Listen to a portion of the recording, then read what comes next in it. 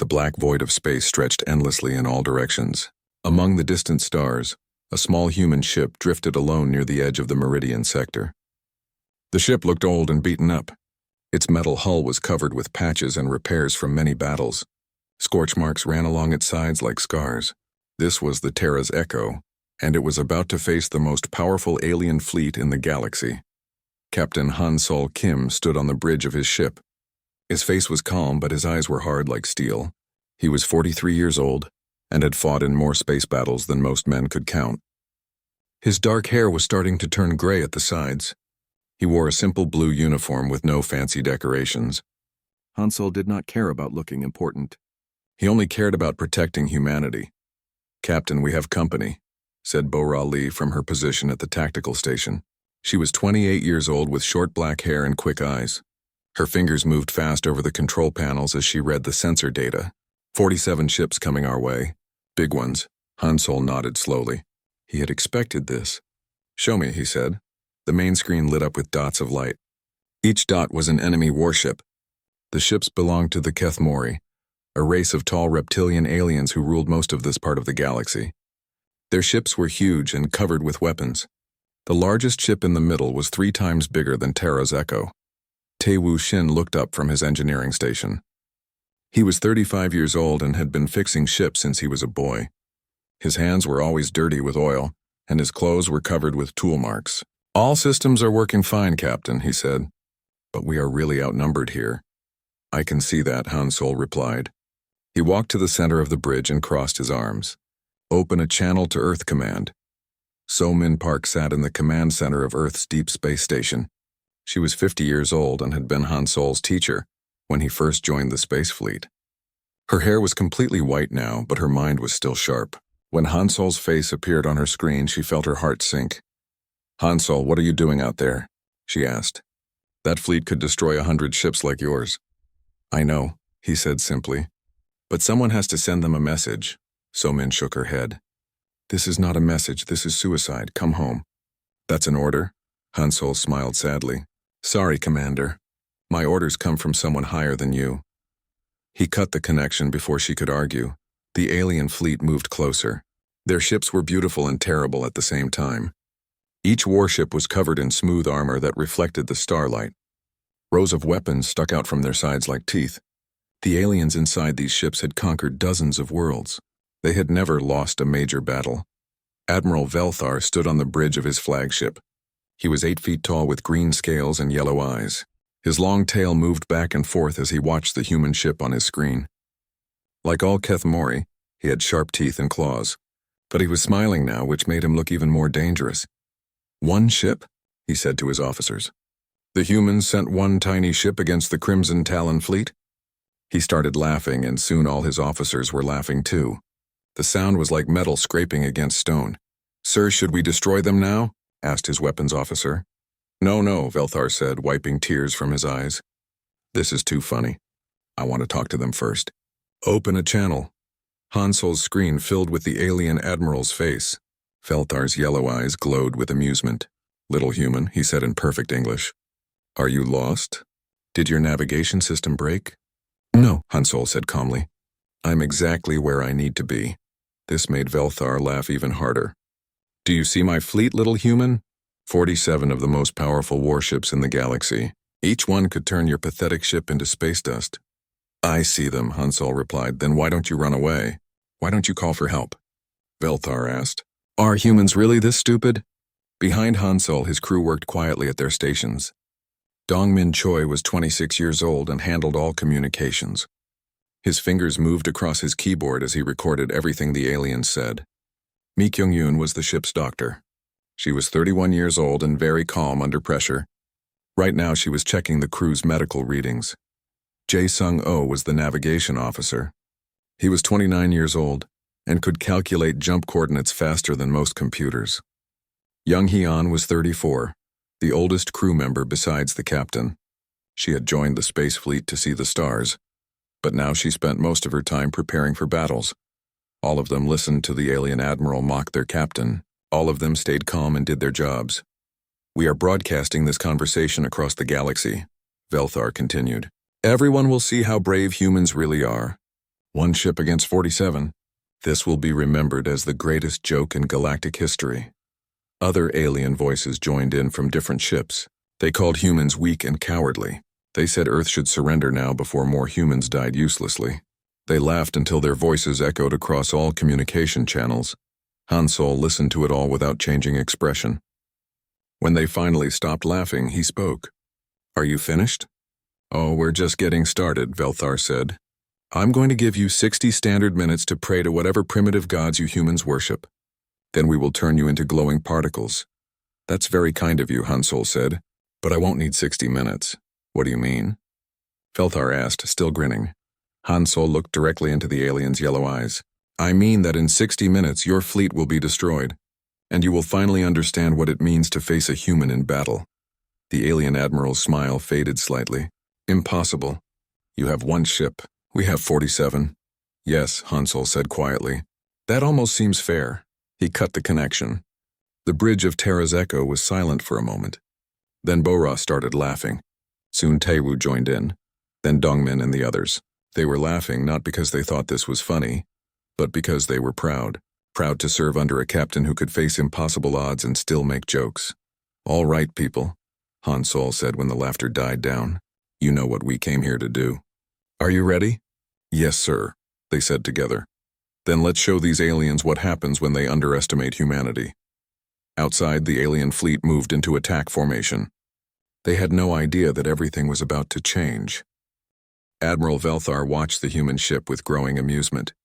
The tiny vessel just floated there in space, not moving, not trying to run away. It was like watching a mouse challenge a pack of wolves. He turned to his officers and saw they were all grinning too.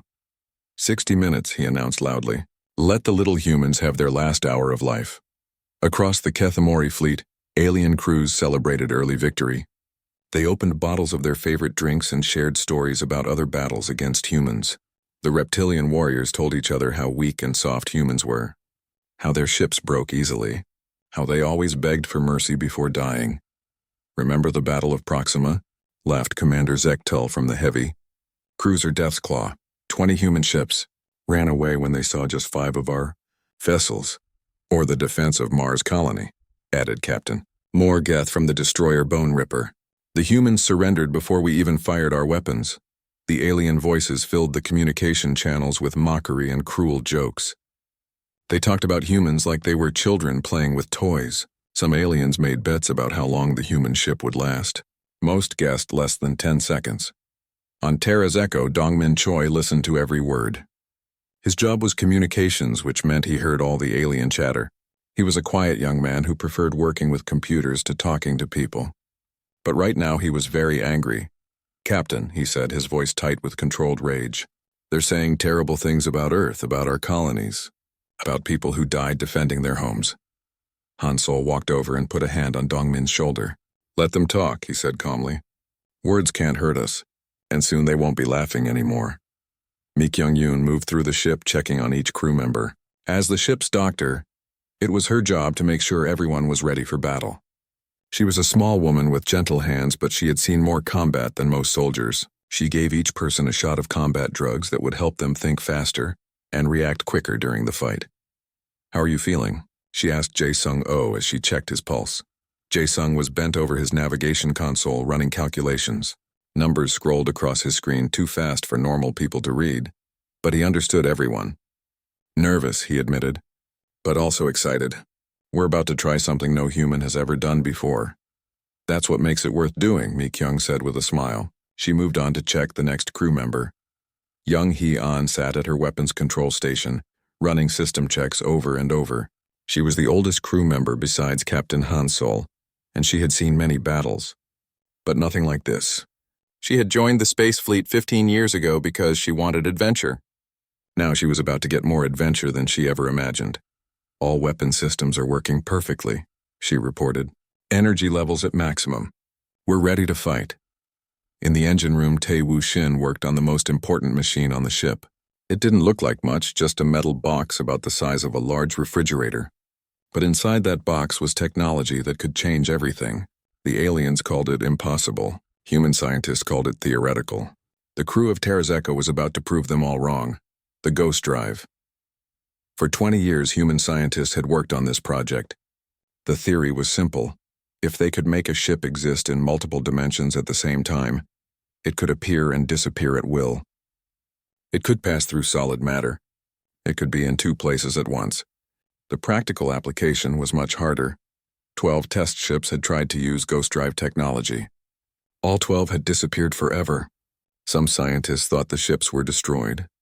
Others believed they were lost between dimensions, still flying through space but unable to return to normal reality. Terra's Echo was the 13th test ship. But unlike the others, this one had a crew who volunteered knowing they might never come home. "How's our special equipment?" Han Sol asked as he entered the engine room. Tae-woo wiped sweat from his forehead. The ghost drive generated a lot of heat, and the engine room was always too warm. "Working perfectly so far," he said. "But Captain, I have to warn you again. We've never tested this in real combat. The stress of battle might cause system failures." "What kind of failures?" Han Sol asked. Tae-woo hesitated. "The bad kind. The kind where we get scattered across 12 different dimensions and never exist anywhere again." Han Sol nodded seriously. "I understand. Are you ready to take that risk?" Tae-woo looked at the ghost drive, then back at his captain. "Yes, sir. If it means showing these aliens that humans don't give up, then yes." Back on the bridge, the crew gathered around their captain. There were 12 humans on this ship, facing 47 alien warships. By every rule of space warfare, they should run away or surrender. Instead, they had volunteered for this mission. "Listen to me," Han Sol said quietly. "What we're about to do has never been attempted in combat. We don't know if it will work. We don't know if we'll survive. But we do know one thing. The galaxy thinks humans are weak. They think we're cowards who run from real fights." He looked at each crew member in turn. "Today we prove them wrong. Today we show them that one human ship is worth 100 of theirs. That human courage is worth more than alien numbers." Bo-Ra Lee spoke up from her tactical station. "Captain, what if the ghost drive fails? What if we can't phase shift?" "Then we fight like humans have always fought," Han Sol replied. "With everything we have until there's nothing left." Kyung-ho Nam was the ship's weapons officer. He was 27 years old and could hit targets that other people couldn't even see. Right now, he was programming their missiles with special targeting data. "Sir, I've loaded all weapons with armor-piercing warheads. If we get close enough, we can punch through their shields." "Good," Han Sol said. "But remember, we're not trying to win a fair fight. We're trying to win an impossible fight. That means we use every advantage we can get." Yoonji Kang worked at the sensor station. She was 25 years old and had the best eyes on the ship. She could spot enemy movements before their own computers detected them. "Captain, the aliens are moving into attack formation. Standard battle pattern. They're not taking us seriously at all." "Perfect," Han Sol said. "That's exactly what we want." In-ho Seo was the ship's physicist. He understood how the ghost drive worked better than anyone except the scientists who built it. He was 30 years old and had spent the last 5 years working on this project. "Captain, I need to warn you about something. When we phase shift, reality is going to get very strange. You might see things that aren't there. You might feel like you're in several places at once. How do we deal with that?" Han Sol asked. "Focus on your job," In-ho said. "Trust your instruments. And remember that no matter how weird things get, we're still human. That's our strength." Haiwan Bei was in charge of analyzing enemy patterns. She was 26 years old and could predict what enemy ships would do before they did it. She had studied every major space battle in history. "Sir, based on their formation, they plan to surround us and fire all weapons at once. Total destruction in under 30 seconds. How long do we have?" Han Sol asked. Haiwan checked her screens. 45 minutes until they attack." Han Sol walked to the center of the bridge and looked at the main screen. The alien fleet looked like a cloud of deadly stars growing bigger as they approached. Soon those ships would open fire with enough weapons to destroy a small moon. "All right, people," he said. "This is it. In 45 minutes, we either make history or become history. Either way, the galaxy will remember that 12 humans refused to back down." Seung-min Yang was the youngest crew member at 24. He handled ship operations and kept everything running smoothly. "Captain," he said nervously, "what should I tell my family if we don't make it back?" Han Sol smiled. "Tell them you served with heroes. Tell them you faced impossible odds and never flinched. Tell them that when the galaxy needed to learn about human courage, you were there to teach them." The crew returned to their stations. Outside, the alien fleet moved closer. Admiral Velthar was still laughing, still making jokes about the foolish humans who thought one ship could challenge an armada. He had no idea that everything he believed about humans was about to change forever. The hour was up. Admiral Velthar stood on his command bridge and smiled, showing rows of sharp teeth. His yellow eyes gleamed with cruel pleasure as he looked at the human ship on his screen. The tiny vessel still hadn't moved. It just floated there like a piece of space junk waiting to die. "All ships prepare to fire," Velthar commanded. His voice carried across the communication channels to every ship in the fleet. "Target the human vessel. I want nothing left of them except glowing particles." 47 alien warships turned their weapons toward Terra's Echo. Thousands of energy cannons charged with deadly power. Missile tubes loaded with explosives that could crack a planet's surface. Shield breakers that could tear through the strongest armor ever made. "Weapons locked on target," reported the fleet's gunnery commander. "Fire," Velthar roared. The void of space erupted with light. Hundreds of energy beams lanced out from the alien fleet like deadly lightning. Missiles streaked through the darkness, leaving trails of fire behind them. The combined firepower was enough to destroy a space station or reduce a city to ash. But Terra's Echo wasn't there anymore. The human ship had vanished like smoke in the wind. Not destroyed, not exploded, just gone. The alien weapons passed through empty space and struck nothing. The missiles found no target and detonated harmlessly in the void. What? Velthar stared at his screen in confusion. Where did they go? His sensor officer, a young Kethmori named Jack Moore, frantically worked his controls. "Sir, I don't understand." "They were there 1 second, gone the next. No debris, no explosion, nothing. Ships don't just disappear." Velthar snarled. "Find them!" Then a calm voice spoke over the communication channel. It was Captain Hansol, and he sounded completely relaxed. "Behind you," he said simply. The alien fleet spun around in panic. There was Terra's Echo, floating peacefully behind their formation. The human ship looked exactly the same as before, old, patched up, harmless. But now it was in the wrong place. It had been in front of them. Now it was behind them, and none of their sensors had detected it moving. "First lesson," Hansol's voice continued calmly. "Humans don't run from fights. We hunt." On the bridge of Terra's Echo, the crew worked with deadly efficiency. The ghost drive had worked perfectly. For a few seconds, their ship had existed in a space between dimensions where alien weapons couldn't touch them. Then they had reappeared exactly where Inho-Seo had calculated they would. "Ghost drive stable," Tae-Woo reported from the engine room. His voice was tight with excitement. "All systems working perfectly." "Weapons ready," announced Kyung-Ho Nam. The young weapons officer had been preparing for this moment his entire life. His targeting computer showed perfect locks on 3 enemy ships. "Do it," Hansol ordered. 3 beams of pure energy shot out from Terra's Echo. But these weren't ordinary weapons. The ghost drive technology allowed them to fire through dimensions. The energy beams phased through the alien shields like they didn't exist, passed through their armor like it was made of paper, and struck their reactor cores directly. 3 alien warships exploded in brilliant balls of fire. "Impossible," Velthar screamed. "Our shields are the strongest in the galaxy. No weapon can penetrate them."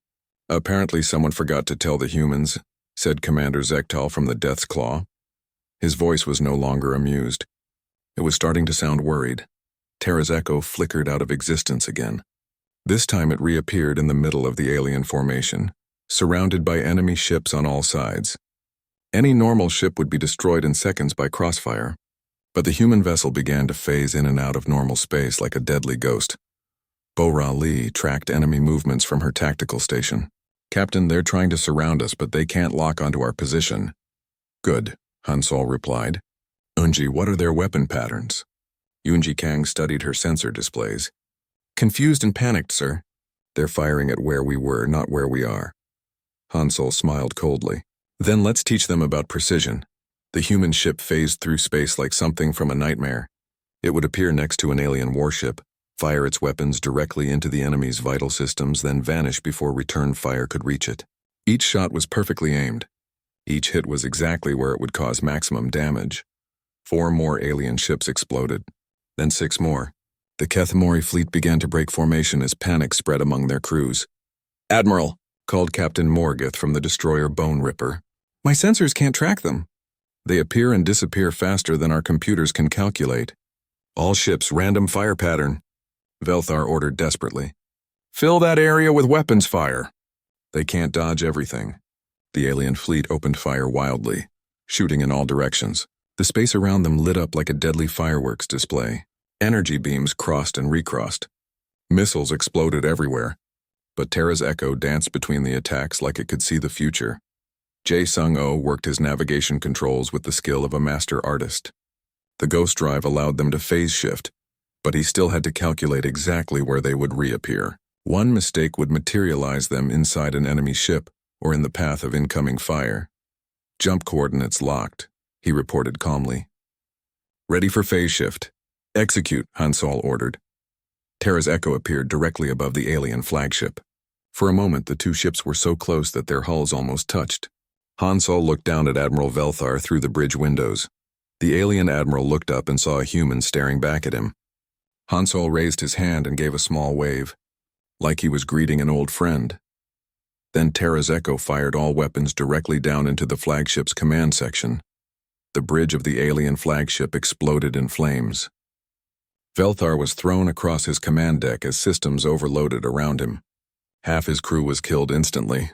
The other half struggled to put out fires and restore power, but Terra's Echo was already gone, phasing away to attack its next target. This isn't possible, Velthar roared as he pulled himself to his feet. Green blood ran down his scaled face from a deep cut. They're just humans. They're supposed to be weak. Sir, called Jack Moore from what was left of the sensor station. We've lost 15 ships. The humans are destroying us. How? Velthar demanded. How are they doing this? He got his answer when Terra's Echo phased directly through the hull of a Kethmori heavy cruiser. The human ship materialized inside the alien vessel, its weapons firing in all directions.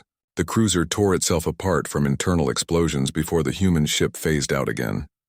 Young Hee-an monitored their weapon systems from her station. Energy reserves holding steady, she reported. The ghost drive is using a lot of power, but we can keep this up. How many enemy ships left? Han Sol asked. Hee-won-bae checked her tactical display. 32, sir. They're trying to retreat, but we're staying with them. Han Sol's voice turned cold as winter. No one leaves. We came here to send a message. The message is that when you threaten humanity, there are consequences. Terra's Echo continued its deadly dance through the alien fleet. It would appear behind a fleeing warship and cripple its engines. It would phase through a destroyer's shields and overload its weapons. It would materialize next to a cruiser and fire directly into its bridge. The aliens had started the battle laughing at one small human ship. Now they were screaming in terror as that same ship hunted them through the void. Their advanced technology, their superior numbers, their tactical training, none of it mattered. They were fighting something beyond their understanding. Mi Kyung-yoon monitored the crew's vital signs from her medical station. The ghost drive put strange stresses on human bodies. Some crew members reported seeing double images or feeling dizzy, but they all stayed focused on their jobs. How is everyone holding up? Han Sol asked. Scared but determined, Mi Kyung replied. The dimensional effects are manageable. We can keep fighting. Good, Han Sol said, because we're not finished yet. Outside, another alien ship exploded as Terra's Echo struck its reactor core. The human vessel had become death itself, appearing and disappearing like a vengeful spirit. The Kethmori fleet was learning a terrible lesson about underestimating humanity, and the lesson was just beginning. Admiral Velthar's flagship limped through space, trailing smoke and debris. Half his command crew was dead. His beautiful ship was now a burning wreck. Around him, the once mighty Crimson Talon fleet was being destroyed piece by a single, human vessel that seemed to exist everywhere and nowhere at once. Retreat! All ships retreat! Velthar screamed into his communication system. Green blood still dripped from the cuts on his face. His uniform was torn and burned. The proud alien admiral who had been laughing an hour ago now looked like a wounded animal. But retreat was not so simple. Every time a Kethmori ship tried to escape, Terra's Echo would appear in front of it like a deadly ghost. The human ship seemed to know exactly where the aliens would go before they went there. Captain Morgeth of the destroyer Bone Ripper pushed his engines to maximum power, trying to reach the edge of the battle zone.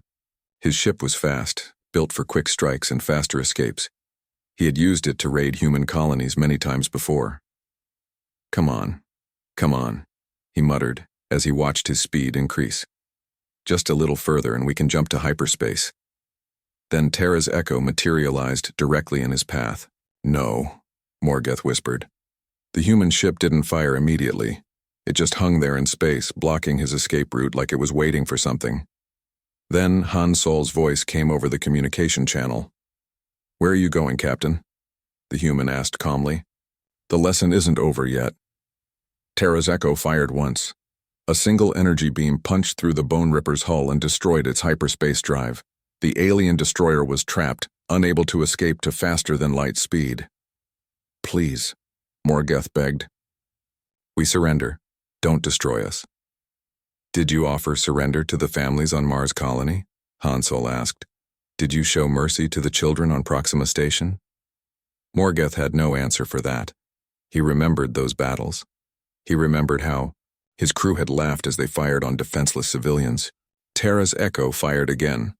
The Bone Ripper exploded in a ball of fire and metal.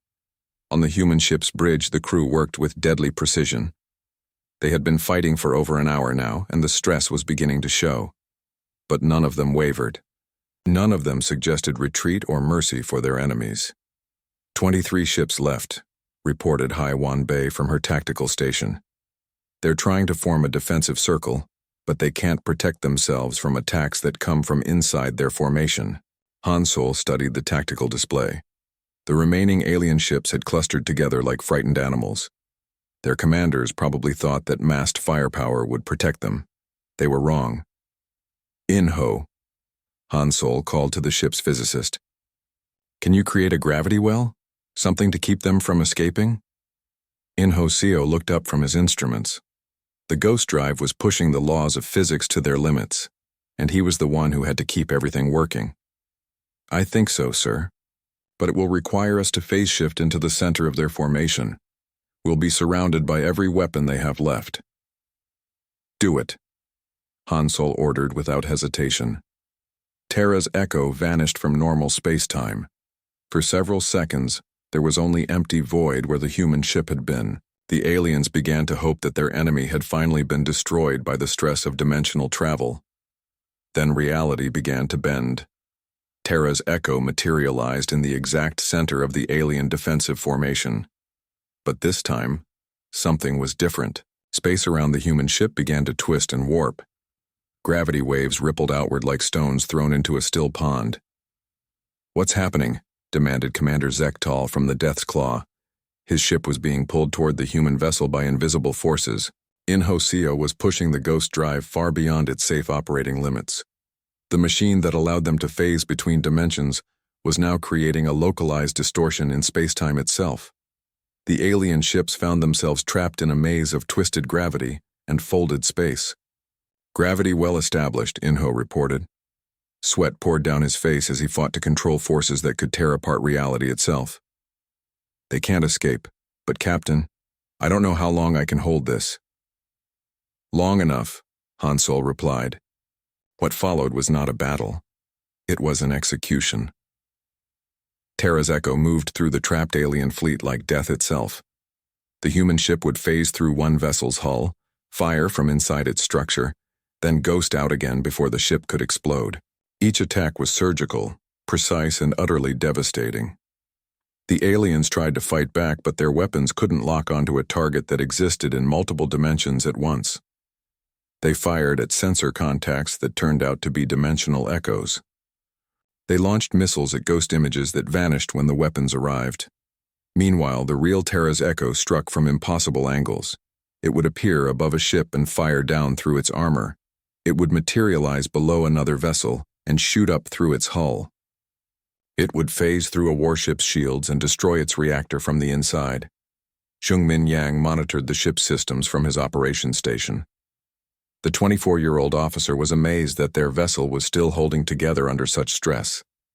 "Hull integrity at 80%, he reported. "Some microfractures in the outer plating, but nothing serious." "What about the ghost drive?" Han Sol asked.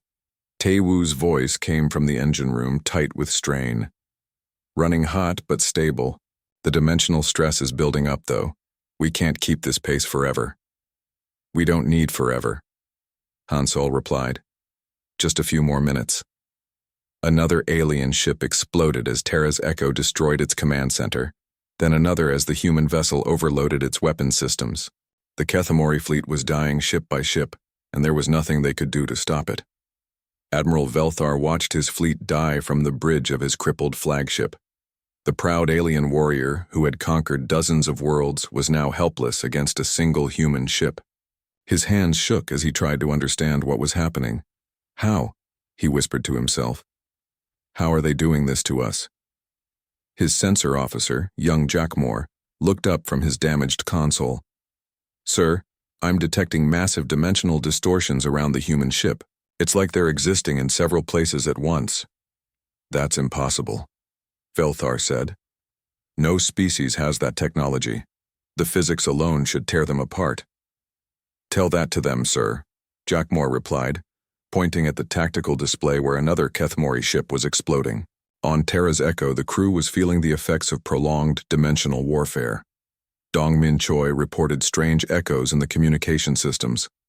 Mi Kyung-yoon noticed that some crew members were experiencing mild hallucinations. The ghost drive was affecting their perception of reality. But they kept fighting. Kyung-ho Nam had become a master of impossible gunnery. He was shooting at targets that existed in multiple dimensions, calculating firing solutions for weapons that could phase through solid matter. 15 ships left, he reported with grim satisfaction. They're bunching up even tighter, observed Yoonji Kang from her sensor station. I think they're hoping their combined shields will protect them. Hansol almost smiled. The aliens still didn't understand what they were facing. Shields were useless against weapons that could bypass the laws of physics. Terra's Echo phased directly into the center of the alien cluster. The human ship materialized inside the protective formation and began firing in all directions at once. Energy beams lanced out from every weapon port, striking multiple targets simultaneously. 4 alien ships exploded at the same time. The remaining Kethamori vessels tried desperately to escape the gravity well, but Inho Seo held them fast. The young physicist was pushing himself to the limits of human endurance, controlling forces that could reshape space itself. I can't hold it much longer, he gasped. The dimensional stress is building toward a cascade failure. Just a little more, Hansol encouraged him. We're almost finished. Terra's Echo continued its deadly work. The human ship had become something beyond normal understanding. A vessel that could be everywhere and nowhere, that could strike from angles that didn't exist, that could kill with weapons that ignored every law of warfare. The aliens had started this battle with 47 ships and absolute confidence in their superiority. Now only 8 vessels remained, trapped in a nightmare of twisted space and impossible attacks. Admiral Velthar made one last desperate attempt to contact the human captain. Please, he begged over the communication channel. We surrender. We yield. Stop this slaughter. Hansol's voice came back cold and final. You should have thought about surrender before you started laughing at human courage. Terra's Echo fired one more time. Velthar's flagship, the pride of the Kethamori fleet, split apart like a broken toy. Only 7 alien ships remained, and the lesson was almost complete. The last 7 ships of the once mighty Crimson Talon fleet huddled together like wounded animals. Their hulls were scarred from near misses. Their crews were terrified and broken. The proud Kethamori warriors who had been laughing just hours ago now trembled at their stations. Terra's Echo hung motionless in the center of the gravity well, surrounded by the debris of 40 alien warships. The human ship looked small and fragile compared to the massive alien vessels that remained, but appearances meant nothing now. Everyone knew who owned this battlefield. On the bridge of Terra's Echo, warning lights flashed red across every control panel. The ghost drive had been pushed far beyond its design limits. Dimensional stress fractures were spreading through the ship's hull like cracks in glass. Captain, Taewoo's voice came from the engine room, tight with worry. The ghost drive is breaking down. I'm seeing cascade failures in the dimensional matrix. We might have 10 minutes before total system collapse. Hansol looked at his tactical display. 7 alien ships still lived. But more importantly, those ships had been recording everything. Their sensor logs would be transmitted back to the Galactic Confederation. The galaxy needed to see what had happened here. Inho, Han Sol called to the ship's physicist. Release the gravity well. Let them go. In Hoseo's hands shook as he slowly reduced power to the dimensional distortion field. He had been holding space-time itself in his grip for over an hour. Now he finally let go. The twisted gravity around Terra's Echo slowly returned to normal. The 7 surviving alien ships immediately tried to escape. Their engines flared as they accelerated toward the edge of the battle zone, desperate to reach hyperspace jump distance. Han Sol made no move to stop them. "Sir?" asked Bo-Ra-Lee from her tactical station. "Should we pursue?" "No," Han Sol replied calmly. "Let them run. Let them tell their people what they saw here." The alien ships vanished into hyperspace, carrying their terror and their sensor recordings back to Kethmori space. Soon every species in the galaxy would know what had happened in the Meridian sector. They would know that 47 of the galaxy's most powerful warships had been destroyed by a single human vessel. But victory came with a price. "Captain," Xiongmin Yang called from his operations station, "we've got problems. The dimensional stress has caused microfractures throughout the ship. Life support is failing on Deck 3. The hyperspace drive is completely dead." Han Sol nodded grimly. He had expected this. The Ghost Drive was experimental technology, and they had pushed it far beyond safe limits. Now his ship was stranded in deep space billions of miles from the nearest human outpost. "Ji-Hoon," he called to the ship's communications officer. "Can you reach Earth?" Ji-Hoon Lee was the youngest member of the crew at 22 years old. He had joined the space fleet straight out of technical school. Now he worked frantically at his controls, trying to boost their communication signal. "I'm getting something, sir. Very weak, but there's a response from Earth Command." The main screen flickered to life, showing the worried face of Commander So-Min Park. She was still sitting in Earth's Deep Space Command Center, but now her white hair was messy and her eyes were red from lack of sleep. She had been monitoring the battle from billions of miles away, unable to help. "Han Sol," she said, her voice breaking with relief. "Thank God you're alive. We detected massive energy signatures from your position, but then everything went dark." "We're alive," Han Sol confirmed. "Mission accomplished. But we have a problem." He quickly explained their situation. The Ghost Drive had burned out. The hyperspace engine was destroyed. Terra's Echo was stranded in enemy space with no way to get home. So-Min's face went pale. "How long can you survive on emergency power?" "Maybe 3 days," Xiongmin reported after checking his systems. "Less if we try to keep the Ghost Drive online." "Don't worry about us," Han Sol said firmly. "We knew this was a one-way mission. But I need you to prepare Earth for what's coming next." "What do you mean?" So-Min asked. Ji-Hoon had been monitoring alien communication channels during the battle. Now he spoke up urgently. "Captain, I've been tracking the survivors. They're broadcasting everything to the Galactic Confederation. But there's more. I'm detecting massive fleet movements throughout alien space." "Show me," Han Sol ordered. The tactical display filled with contacts, thousands of them. Alien fleets from dozens of species were converging on known hyperspace routes toward Earth. The destruction of the Crimson Talon fleet hadn't ended anything. It had started something much bigger. "They're coming for us," Mi-Kyung whispered from her medical station. "All of them." Han Sol studied the display with the eye of an experienced tactician. The alien response was enormous. Hundreds of ships from every major species in the galaxy. Earth's entire fleet couldn't stand against a force that size. "So-Min," he said urgently, "listen to me carefully. You have maybe 2 weeks before they reach Earth. You need to get every ship we have to the Sol system. You need to evacuate the civilian colonies. And most importantly, you need to build more Ghost Drives." "Han Sol, we can't," So-Min protested. "The technology isn't ready. 12 test ships were lost before you. We don't have time to work out the problems."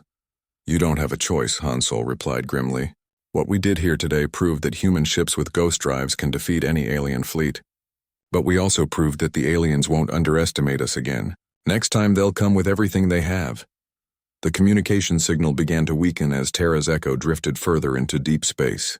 Han Sol's image flickered on So-Min's screen. "Captain," Dongmin called urgently, "I'm losing the signal. Communication array is failing." Han Sol had just seconds left to speak to Earth. He looked directly at So-Min through the fading connection. "Tell them what we did here. Tell them that 12 humans destroyed 47 alien warships because we refused to give up. Tell them that human courage is worth more than alien technology." The signal died. The screen went dark. On Earth, So-Min Park stared at the empty display for a long moment. Then she turned to her staff officers. You heard him. Get me the president, the defense minister, and every ship captain in the fleet. We have 2 weeks to prepare for the biggest battle in human history. Across Earth and its colonies, the news spread like wildfire. One human ship had challenged the galaxy's most powerful fleet and won. Captain Han-Sol Kim and his crew of 12 had proven that humans would not bow to alien threats. Their victory had inspired every human in space, but it had also doomed them to fight a war against the entire galaxy. In the depths of space, Terra's Echo continued to drift. The ghost drive was completely burned out. The hyperspace engine was scrap metal. Life support was failing system by system, but the crew was not afraid. Captain, Young Hyun asked quietly, do you think they'll remember us? Han-Sol looked around at his brave crew. 12 humans who had volunteered for a mission they knew would probably kill them. They had faced impossible odds and won. They had shown the galaxy what human courage could accomplish.